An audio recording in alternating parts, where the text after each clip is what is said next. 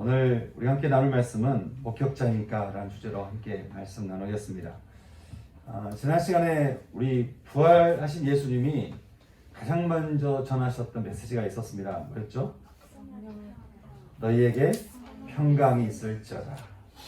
너희에게 평강이 있을지어다. 우리 그 주님의 마음을 함께 한번 옆 사람이 고백해 볼까요? 너희에게 평강이 있을지어다. 이제 인사 나누겠습니다. 시작.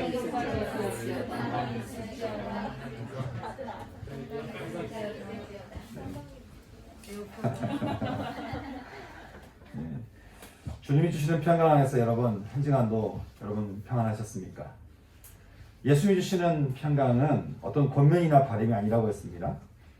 주님의 평강은 우리를 향한 선포였고 선언이었습니다.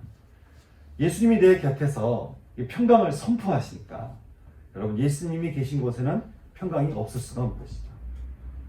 예수를 잃으면 우리는 평강을 잃습니다. 그러나 예수님을 영접하며 살면 평강을 얻습니다. 왜냐하면 예수님이 평강이시기 때문에 그렇습니다.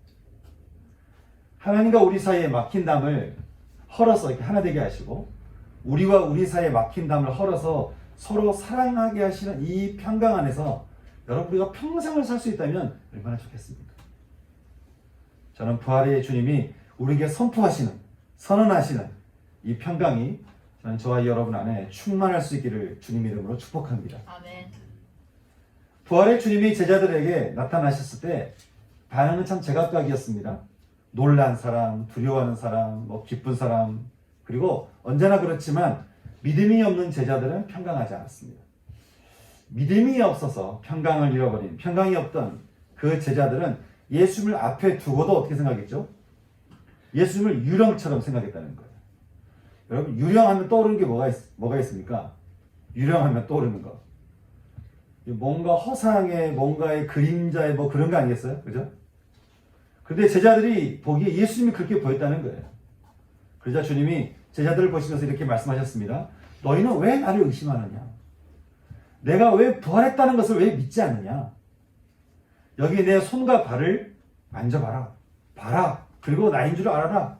유령은 살과 뼈가 없을 때 나를 보라는 거예요. 나를 봐라. 나는 너희가 보는 바와 같이 나는 있느니라. 나는 실제로 나는 있느니라. 나의 부활은 실제이라. 그렇게 말씀하시는 거예요. 아직도 긴가민가한 제자를 위해서 주님이 또 말씀하셨습니다. 여기 혹시 먹을 게 뭐 있냐라고 물어보시는 거죠. 그래서 제자들이 가져온 구운 생선 한 토막을 제자들 앞에서 주님이 잡수시기 시작하셨습니다. 여러분 유령이 사람들과 서로 대화하고 사람들을 만지고 사람들과 함께 어깨동무하고 그리고 생선을 구워 먹고 떡을 먹고 여러분 그러면 그게 유령이겠습니까? 아니요. 아마 제 생각에는 예수님도 아마 생선뼈는 발라먹지 않았을까. 부활의 예수님이 식사하시는 장면은요 여기만 있는 게 아닙니다. 엠마오로 가는 제자들과 식사 자리에서 함께 떡을 떼셨고요. 또 나중에 디베라 바닷가에서 고기 잡는 제자들을 불러서 떡과 생선으로 식사를 하셨습니다. 주님이 이렇게 제자들 앞에서 제자들과 함께 식사를 하신 것은 이유가 있었습니다. 그것은 부활하신 예수님, 그 예수님의 부활이 실제라는 거예요. 실제라는 거예요. 뭔가 허상이고 뭔가 그런 게 아니라는 것이죠. 예수님은 말로만 부활하셨다든지 어떤 영적으로 신비롭게 부활하신 게 아니라는 거예요. 그리고 어떤 사람이 주장한 것처럼 이 부활이 어떤 다른 사람에게 빙의해가지고 이렇게 나타난 것도 아니라는 것이죠. 죽으신 그대로 주님은 부활하셨고 그 실제 모습을 제자들에게 보여주셨습니다. 여러분 우리 예수님의 부활은 실제였습니다. 그러니 우리가 예수를 믿으면 우리가 얻게 될 부활도 실제인 것입니다. 아멘? 아멘. 어떤 사람이 예수를 믿으면 예수 믿으면 정말 사람이 변할까요? 이렇게 질문하는데 분명히 변할 수밖에 없다라고 말할 수 있는 것은 그것은 예수님의 부활이 실제이기 때문에 그렇습니다. 예수님은 부활하신 몸 그대로를 우리에게 보여주시면서 이 부활에 대해서 제자들과 40일 동안 머무시면서 성경을 가르쳐 주시게 되는데요. 오늘 말씀에서는 그 가르침의 내용을 44절부터 47절까지 간략하게 우리에게 정리해 주고 있는데 함께 한번 우리 44절부터 47절 말씀을 함께 같이 읽어보겠습니다. 자, 읽겠습니다. 시작. 또 이르시되 내가 너희와 함께 있을 때에 너희에게 말한 바 곧 모세의 율법과 선지자의 글과 시편의 나를 가리켜 기록된 모든 것이 이루어져야 하리라 한 말이 이것이라 하시고 이에 그들의 마음을 열어 성경을 깨닫게 하시고 또 이르시되 이같이 그리스도가 고난을 받고 제3일에 죽은 자 가운데서 살아날 것과 또 그의 이름으로 죄 사함을 받게 하는 회개가 예루살렘에서 시작하여 모든 족속에 전파될 것이 기록되었으니. 아멘. 부활의 예수님이 그 부활의 실제를 이렇게 보여주시면서 가르쳐주신 성경 말씀은 두 가지였습니다. 첫째는 죽음과 부활입니다. 죽음과 부활입니다. 내가 너에게 말한 바 모세 율법과 선지자의 글과 시편의 나를 가리켜 기록된 모든 말씀이 그리스도가 고난을 받고 제3일에 죽은 자 가운데서 살아나실 것에 대해서 말씀하셨다라고 하는 것이죠. 모세가 기록한 창세기 1장을 보면요, 우리는 에덴 동산에서 쫓겨나가는 아담을 보게 됩니다. 아담은 분명히 하나님께서 정령 죽으리라고 말씀하셨지만 선악과를 이렇게 먹어버리고 말죠. 언제나 죄의 순간은 달콤하지만 책임은 무겁습니다. 에덴에서 쫓겨난 것입니다.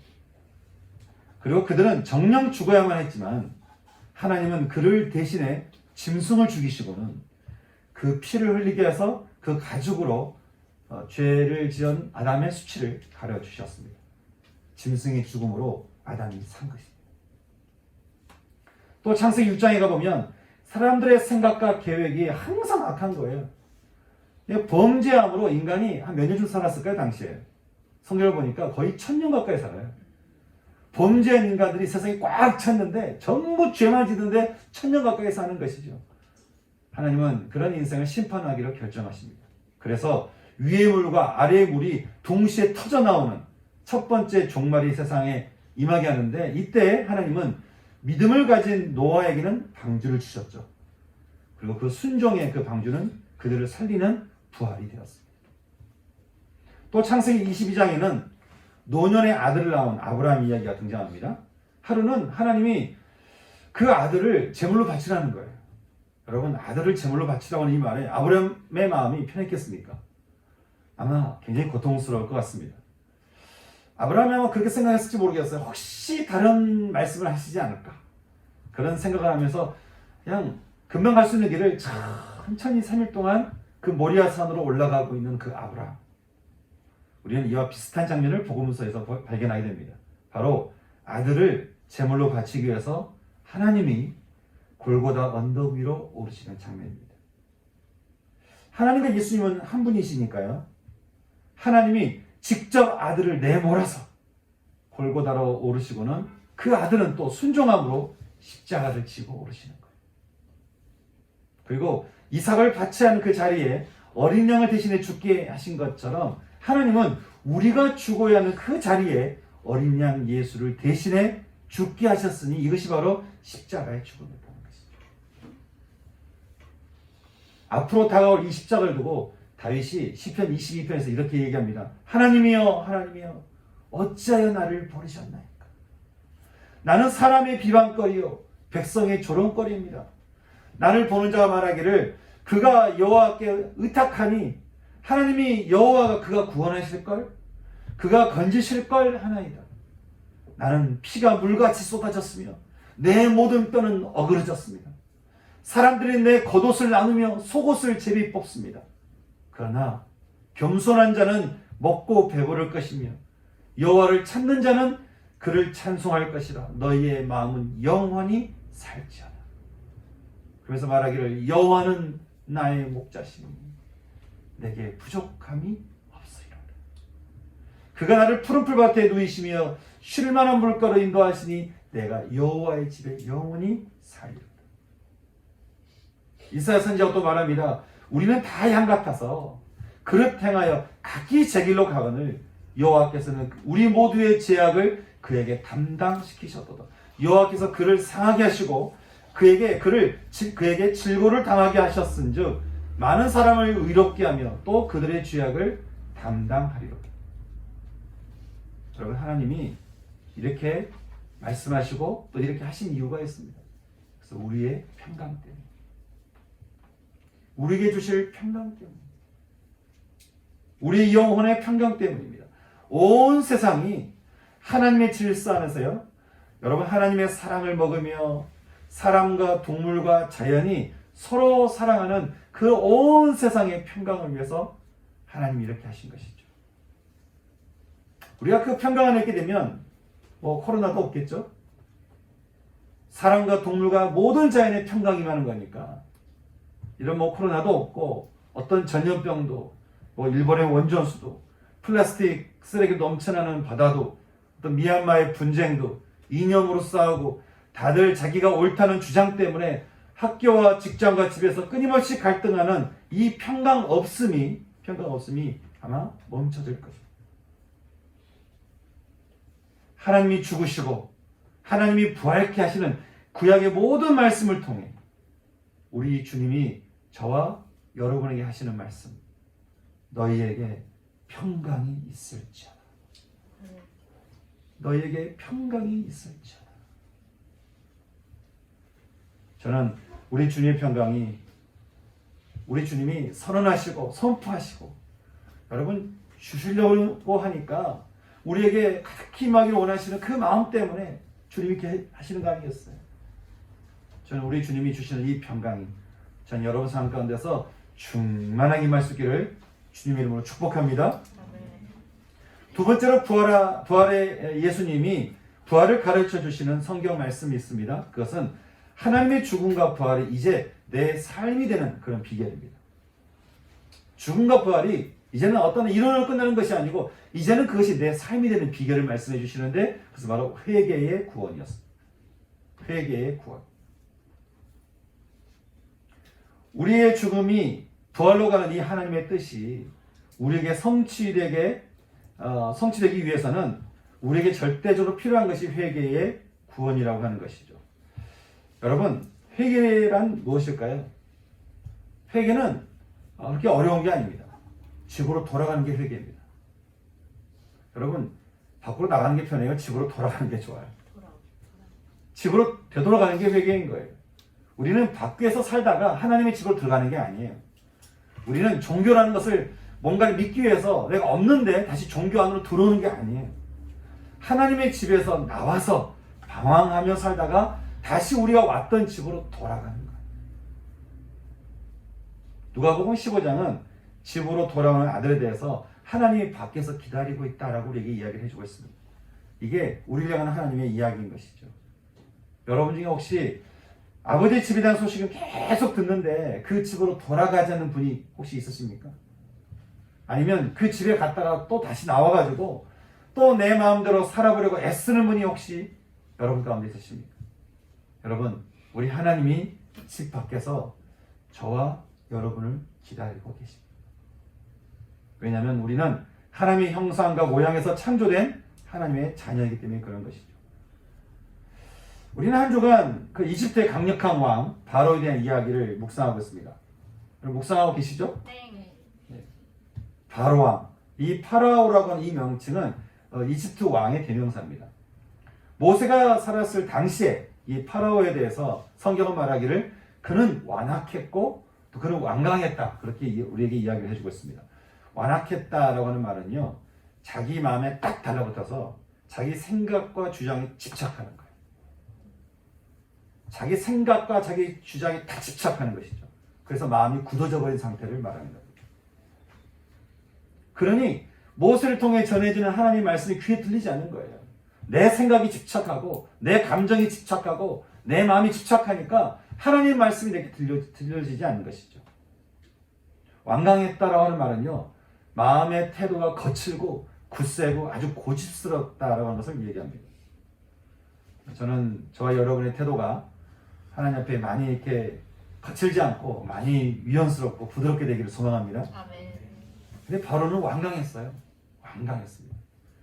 그러니 바로 앞에서 그냥 수많은 기적들이 일어나고 징표들이 보여도 이게 완강하잖아요. 은혜가 와도 마음을 하나님께 드리지 않아요. 은혜가 와도, 은혜를 경험해도, 은혜가 눈앞에 보여도, 은혜가 있는 것을 알아도 말씀을 이리저리 피하면서 변명하고 합리하면서 말씀을 따르지 않는 것이죠. 성경은 그것을 말하기를 그들은 하나님을 거절했다. 나는 그걸 피했다고 생각하는데 성경은 말하기를 그들은 하나님을 거절했다라고 이야기합니다. 여러분, 만약에 파라오가 모세의 말을 다 듣고 이렇게 수용했다면 어땠을까요? 분명 지금과는 다른 이야기가 쓰여졌을 것입니다. 근데 안타깝게도 그는 완악하고 완강해서 하나님을 끝끝내 거절하다가 모든 걸 가진 왕이었지만 모든 걸 다 잃어버렸어요. 이 완악함과 완강함의 결과인 것이죠. 완악함과 완강함이 있으면 여러분, 우리가 하나를 가지면 둘을 잃어버립니다. 이게 하나님이 주신 이 자연 법칙이에요. 하나님 안에 들어가면 내가 받을 수 있는 축복이 참 없는데도 불구하고 하나님은 우리에게 배의 축복을 주시죠. 하나님 앞에 죄된 내가 죽어야 우리가 부활의 하나님을 만나서 영생을 얻는데 자기 죄에 자기가 죽으니까 회개하지 않는 그를 아무도 구해줄 수가 없는 거예요. 그런데 파라오 같이요, 자기 죄에 빠져서 헤어나오지 못했던 또 다른 왕이 한 명 있습니다. 의외로 다윗이었습니다. 다윗은 왕이 된 이후로 스스로 교만해졌어요.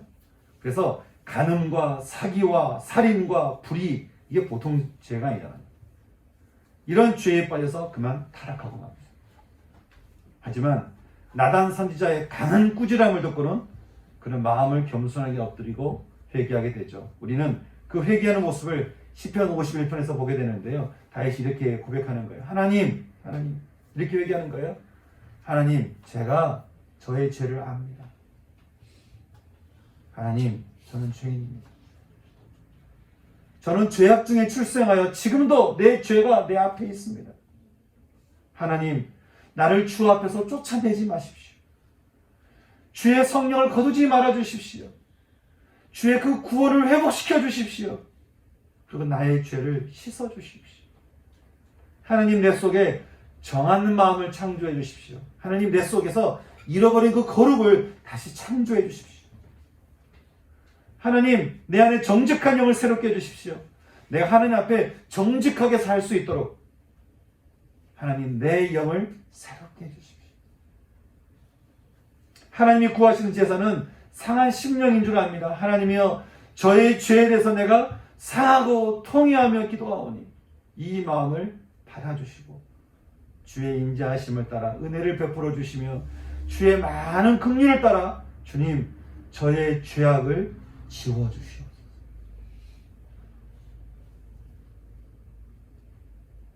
우리는 오늘 성식교독을 통해 회개하여 구원받은 자의 고백을 함께 들었습니다. 회개하여 구원받은 자의 마지막 고백이 뭐였죠? 내가 평안히 눕고 자기도 하니 나를 안전하게 살게 하시는 이는 여호와라는 것이죠. 내 영이 평안히 눕고 잔다는 거예요. 쉰다는 거예요. 안식한다는 거예요. 구원이만이 주님의 평강이 우리를 쉬게 했다라고 하는 것이죠. 저는 이 구원의 평강 안에서 정말 저는 저와 여러분의 영혼이 편히 쉴 수 있기를 주님의 이름으로 축복합니다. 다윗의 회개는 그의 죽음 대신 그의 죄가 죽으면서 그는 구원을 얻게 되었습니다. 모세 율법의 레위기를 보면요, 수많은 제사 의식이 등장합니다. 그래서 뭐 복잡한 율법이 기록된 것 같지만 사실 레위기 말씀을 보면요, 내용이 이렇게 어렵지 않습니다. 왜냐하면 그 말씀의 목적에 대해서 말하기를 이렇게 하면 또 저렇게 하면 항상 마지막에 나오는 말이 있어요. 그들이 사함을 받으리라. 그러면 레위기 말씀은 목적이 뭐였다는 거예요? 용서가 목적이에요. 사함이 목적이에요. 풀어주는 게 목적이에요. 피 흘림이 없은즉 사함이 없느니라. 피 흘림의 제사인 회개를 통해 하나님은 우리의 영혼에 평강을 주시기를 원한다고 하는 것이죠. 또 예레미야 31장 34절 말씀 보게 되면 작은 자로부터 큰 자에게 이르기까지 나를 아는 자에게는 내가 그들의 악함을 용서하고 다시는 그 죄를 기억하지 않을 거라고 하는 것이죠.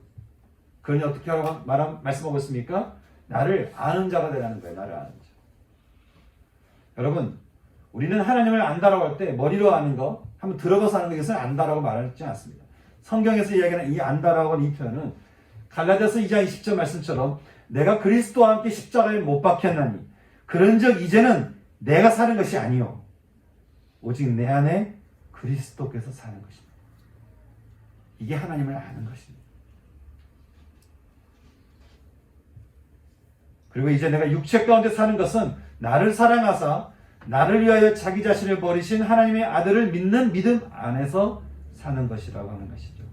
그렇게 작은 자부터 큰 자에 이르기까지 예루살렘과 온 유대와 사마리아와 땅 끝까지 이르러 이 복음을 믿는 자들은 다 구원을 얻을 것이라고. 그런데 그 전에 제자들에게 말씀하시기를 그 전에 내가 이미 너희를 위해 내가 죽었고 너희를 위하여 내가 부활했으니 내 앞에서 회개함으로 구원을 얻는 너희들은 이 모든 일의 증인이 아니냐는 거예요. 너는 다 받지 않냐 이것이죠. 너는 다 경험했지 않느냐. 그러니 너는 이 모든 일의 증인이 아니냐라고 하는 것이죠.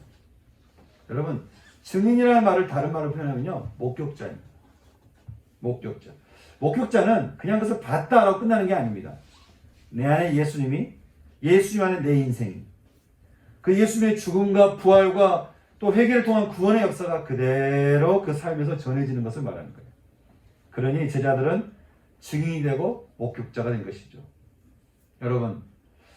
여러분은 한 주간 이렇게 묵상하시면서 또 말씀을 들으시고 말씀을 접하면서요, 모세의 율법과 선지자의 글과 시편에서 가르쳐 말씀하신 부활 예수님, 그 예수님의 그 이 구원이 여러분 삶에서 얼마나 목격되고 있으셨습니까?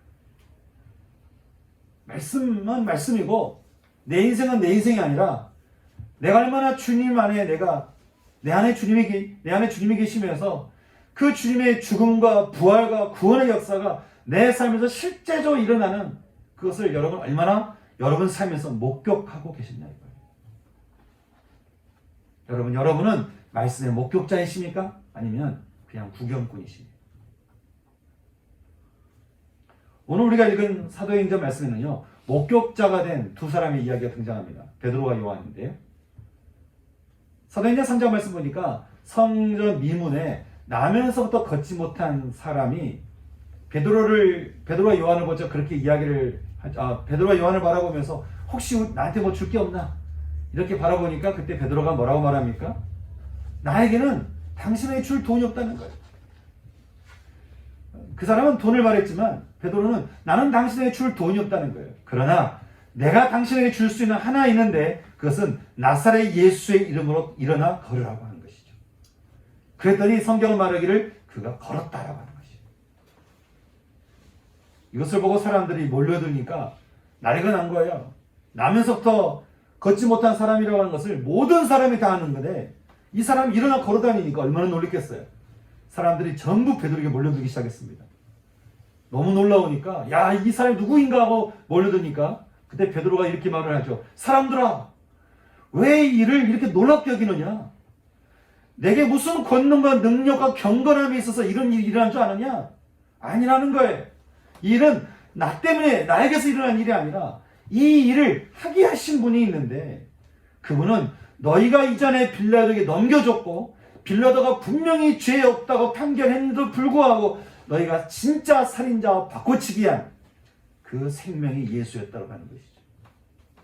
그러나 하나님이 그를 죽은 자 가운데서 살리셨으니 우리가 그 일의 증인이라고 하는 것이죠. 나는 그 일의 목격자였다. 죽었지만 살아나셔서 이제 그 능력의 주님이 우리와 함께 하셔서 그 능력을 가지고 이 세상을 헤쳐나가도록 하나님 우리에게 권능을 주시는 이 모든 일에 나는 목격자요, 나는 증인이라고 하는 것이죠. 내가 그 이름을 믿었기 때문에 이런 일이 일어난 것처럼 너희를 또 그 이름을 믿으면 너희에게도 이런 일이 일어나게 된다고 하는 것이죠. 그래서 너희들도 그 이름을 믿으면 일어날 수 있는 일을 두 가지를 얘기해주고 있는데 첫째는 죄 없이 함을 받는 축복이 임한다라고 하는 것이에요. 죄 없이 함을 받는 축복을 받는다. 지금은 이렇게 문구리가 발달해서요, 한번 뭔가를 쓰면 지우기가 어렵습니다. 또 지우는 또 물고기가 따로 나오잖아요. 근데 예전에는 그러지 않았다고 해요. 예전에는 어딘가에 글을 쓰지 않아요. 그러면 이게 물을 묻혀가지고 천이나 뭐를 이렇게 닦아내면 닦아지고 그 글이 없어졌다라고 해요. 여러분, 사단이 우리의 죄를 고소하며 여기저기 죄의 목록들을 막 작성해서 나열해도요. 그래서 사단이 얼마나 우리가 잘못한 걸 목록들을 얼마나 많이 가지고 있겠습니까? 우리의 고소장, 우리가 지은 죄에 대해서 언제 어떻게 무슨 죄를 지었고 이거를 우리가 알든 모르든 인정하든 인정하지 않든 그 죄의 목록들을 가지고 끊임없이 고소하고 나에게 고소하고 다른 사람을 통해서 고소하고 하나님께 고소하고 이렇게 그렇게 하는데 근데 우리가 하나님 앞에 회개하면서 우리가 인생을 돌이키게 되잖아요. 그래서 그분의 죽으심 앞에서 내가 죽게 되잖아요. 그러면 어떻게 됩니까? 우리 역시 죄 없이 함을 받으니 주님께서 십자가에서 흘리신 그 보혈의 피가 우리의 죄를 지워주신다. 할렐루야. 아멘. 여러분, 우리의 죄가 지워진다는 거예요. 십자가의 보혈의 피가 사단이 고소했던 그 모든 고소장을 어떻게 해요? 지워버린다. 고소할 게 없어요. 죄 없이 함을 받는 자가 된다는가? 여러분, 그 말은 또 나가서 또 죄를 지을 수 있다는 말이 아닙니다. 지은 죄에서 자유함을 받아서 이제는 다시 죄 가운데 살지 말라고 하는 것이죠. 사랑하는 여러분, 우리를 위해 죽으시고 부활하신 예수님께서 우리에게 주시는 그 구원, 그 은총, 하나님께 주시고자 하는 놀라운 그 축복을 전 여러분이 마음껏 이렇게 받아 누릴 수 있는 그런 은혜가 있었으면 좋겠어요. 죄 없이 함을 받는 평강, 여러분이 얼마나 우리의 속 영혼을 평안케 한 것이겠습니까? 근데 여러분, 이것이요, 어떤 내가 주님의 구원을 받기 원합니다 라고 하는 이것은 어떤 그냥 한 번으로 끝나는, 영접한다고 해서 한 번으로 끝나는 것이 아니죠. 그것은 매일매일 내 삶에서 내가 하나님께 고백하고 영접하면서 그 내가 하나님 주시는 축복과 평강을 그냥 누리게 되는 것인데, 이 축복과 평강을 우리가 누리는 것이 우리의 삶이 된다라고 하는 것이. 또 한 가지, 베드로는 너희들도 예수의 이름을 믿으면 너희들에게 임하는 축복이 있다라고 얘기를 하는데, 그것은 바로 새롭게 되는 날이 너희들에게 임한다는 거예요. 새롭게 되는 날이 너희에게 임한다. 여기 새롭게 된다라고 하는 말은요, 어지럽고 혼돈스러운 이 세상과 구별되게 언제나 우리는 새롭게 되는 날 속에서 우리가 산다라고 하는 것을 말합니다. 여러분, 예수님과 제자들이 갈릴리 바다를 건널 때였어요. 폭풍우가 몰아치고 바닷물이 요동쳐서 배가 이렇게 전복될 상황이 됐습니다. 이게 넓은 바다가 아니고 이게 작지는 않은데 굉장히 큰 호수입니다. 그런 데는 한번 요동을 치잖아요. 바다는 많이 흘러가는데 어쨌든 이게 호수기 때문에 큰 호수니까 요동을 치면 흘러갈 데가 없어요. 그러니까 엄청난 물결이 치는 거예요. 그렇게 뭐 바닷물이 요동쳐가지고 이제 배가 완전히 전복될 상황이 됐어요. 얼마나 놀랐겠어요. 근데 그 배가 이제 전복이 된 상황에서 난리치고 뭐를 던지고 다 물건을 던지고 어떻게든 살아보려고 막 애쓰는, 그렇게 요동치는 막 그 상황 가운데서 제자들이 보니까 너무 어이없는 모습이 하나 보이는 것이죠. 보니까 그 요동치는 배에서요, 예수님이 주무시고 계신 거예요. 제가 그 말씀을 묵상하는데, 요동치는 배 안에서 불안하고 두려움에 떠는 제자들은 어쩌면 우리의 옛사람이에요. 그 밑에서 주무시고 계시는 예수님은 새롭게 되는 나를 얻은 자의 인생이다라고 하는 것이죠. 세상은 끊임없이 우리에게 요동치게 하고 끊임없이 우리를 불안하게 하고 걱정하게 하고 근심하게 하고 우리로 하여금 파도에 빠져서 죽을 것 같이 우리를 몰아간다 할지라도 새롭게 되는 나를 받은 자의 삶은 예수님처럼 평강 안에서 잔다, 쉰다 이거예요. 이게 새롭게 된 나를 받은 자의 인생이다라고 하는 것이죠. 여러분, 믿는 자들이 미래에 대해서요, 소망을 가질 수밖에 없는 이유가 있습니다. 바로 믿는 자들에게는 하나님께서 주시는 새로운 날이 앞에 놓여졌기 때문에 그런 것이죠. 그래서 믿는 자들은 늘 새로운 날 속에서 살 수 있는 거예요. 그렇게 영생으로 가는 것이죠. 여러분, 이것이 부활 예수를 믿는 자들에게 주어지는 축복이다라고 하는 것입니다. 베드로는 말하기를 내가 이 모든 삶의 증인이라고 하는 거예요. 내가 이 모든 삶에 나는 그 목격자요. 나는 이 모든 일의 증인이니 내가 믿는 그 예수 그리스도의 그 증인, 그 증인의 삶, 그 목격자의 삶으로 인해서 나면서부터 걷지 못했던 이 사람도 일어날 수 있게 되었다는 거예요. 그러니 혹시 당신들도 이 모든 일에 증인이 될 마음이 없냐고 하는 거예요. 당신은 또 이 모든 일에 목격자가 될 마음이 없냐라고 말씀을 통해서 베드로가 지금 권면하고 있는 것이죠. 여러분 어떠십니까? 이 사도행전 3장에서 오늘 사도행전 3장과 누가복음에서 전해지는 이 말씀의 현장에서 여러분 이 말씀이 여러분 삶에서도 실제가 될 수 있는, 여러분 삶에서도 은혜가 될 수 있는, 여러분 삶 가운데서도 하나님의 축복이 내 삶에서 실제가 될 수 있는 이 놀라운 이 은혜 안에서 여러분도 함께 목격자가 되지 않으시겠습니까? 여러분도 죄 없이 시험을 받으시고 새롭게 되는 나를 살게 되는 그 삶이 나의 삶이 되는 이 증인의 삶 가운데로 여러분도 들어오지 않으시겠습니까? 우리가 예수를 믿는데요, 그냥 어설프게 믿는 경우가 많아요. 예수를 받아들이는데 어설프게 받아들여요. 십자가와 함께 못 박히질 않아요. 내 안에 오직 그리스도께서 살도록 우리가 그렇게 하질 않아요. 나를 사랑하사 나를 위하여 자기 자신을 버리신 하나님의 아들을 믿는 요거는 내가 받아들이는 거는 받아들이겠는데 그 먼저 앞서서 내가 십자가와 함께 내가 못 박히고 내 옛사람이 죽고 오직 내 안에서 그리스도께서 사시도록 우리가 초대하지 않아요. 그러니까 그 뒤에 있는 그 믿음의 일들이 일어나지 않습니다. 그러니 죄 없이 시험을 받는 그 은혜와 하나님에게 주시는 그 평강의 축복이 내 삶 가운데서 일어날 듯하면서 일어나지 않고 뭔가 경험할 듯하면서 경험되지 않는, 그러니까 분명히 하나님께서 말씀해 주시는 은혜가 내게 있는데 그것이 내 삶에 실제로 조금은 맛보는데 더 이상 맛보지 못해요. 그 안타까운 모습이 우리에게 있다고 하는 것이죠. 여러분, 저는 저와 여러분의 삶이 신앙의 앞에서 어느 정도에서 갔다가 멈추는 그런 신앙이 아니고 하나님 주시는 그 모든 말씀의 은혜가 내 안에서 모든 말씀의 그 평강이 내 삶 가운데서 충만히 나도록 온전하게 주의 말씀 안에 우리가 들어갈 수 있는 그 말씀의 예수님을 내 마음에 초대할 수 있는 그런 목격자가 되는 인생, 증인된 삶을 살아갈 수 있는 그런 축복이 저와 여러분 모두 가운데 있으시기를 주님의 이름으로 축원합니다. 함께 우리 함께 찬양하며 나오고 싶은데요. 아까 우리 찬양되었던 영원한 사귐으로 찬양이 있습니다.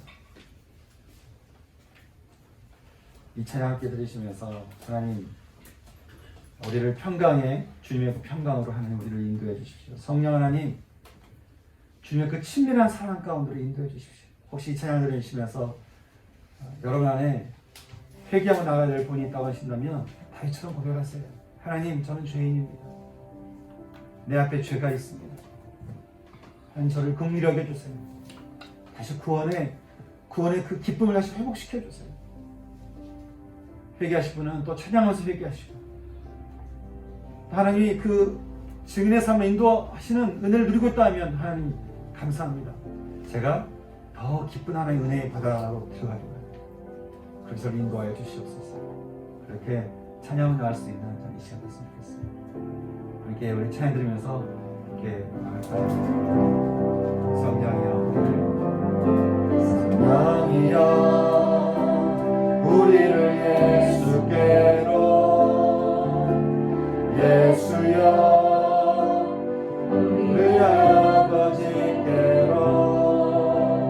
아버지 우리를 예수께로 예수여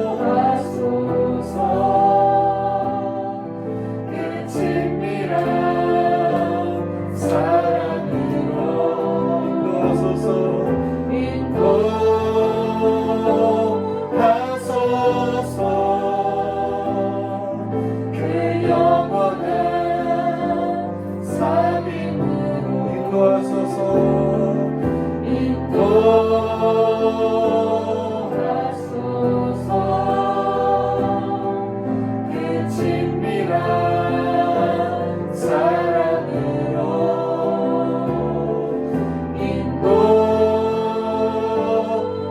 인도하소서. 그 영원한 사귐으로.